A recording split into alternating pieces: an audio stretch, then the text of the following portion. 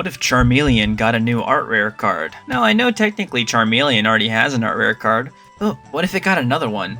Now, that's something that I wanted to ask myself, so I decided to draw it. Mainly because I love drawing. It's pretty fun to do, and I want to get better at it. And I really want to give all these Pokemon some nice justice. Now, I realized that I didn't really start with Bulbasaur, which would make sense as the logical first step. I just kind of started with Charmander because I was just like, let me just do something, throw it out there. But yeah, this time I did Charmeleon. Don't worry, the Bulbasaur evolution line is next after the Charmander evolution line. But this is going to be my full illustration of Charmeleon. Now, if you watch the previous video, you can tell that I definitely used a different brush. Now, how do I feel about this different brush choice? Did I feel better? Do I feel worse? How does it affect, the illustration overall? Well, I would say that overall, I'm probably a lot happier with how I actually drew the Pokemon. I think it does resemble Charmeleon a lot more than the Charmander resembles Charmander. I feel like there were some weird proportional things going on with Charmander, and it just looked a little bit too, strange for me.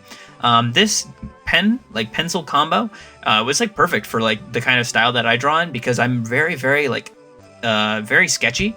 I really have a very shaky hand, so I know that people usually use smoothing to kind of counter that, but I feel like using smoothing is kind of something that I want to stay away from a little bit, because I don't really feel like it works with my style, weirdly enough. I kind of like the chaoticness. Obviously, if it works better, I would love to try it out, with the smoothing, seeing if that makes it any difference, but I want to just try something new out, so I decided to do that with this card.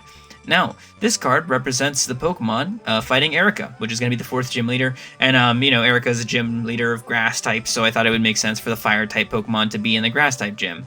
Now, what are some things that I want to improve on this card? Well, Charmeleon is just a little bit too big. Now, the whole idea was that Charmeleon was going to be, kind of jumping through the sky, but I feel like I didn't make his body, bend enough. I feel like he's not dynamic enough to really showcase that, movement, so you can't really tell that he's, jumping forwards. He kind of just looks like he's, slowly scooting from left to right. That's something that I'm really, struggling with in artwork, is just, perspective and shading, obviously. Like I said last time, the shading is pretty bad on this card. I also think that the green that I use for the grass in the gym looks pretty bad.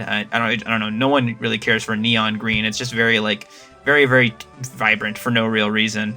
I think some things that I did pretty good on. I actually think Vileplume looks pretty okay in this card. And like I said with Charmeleon, I think that overall, you can tell that that's Charmeleon, I don't think that that's, very much so up for debate.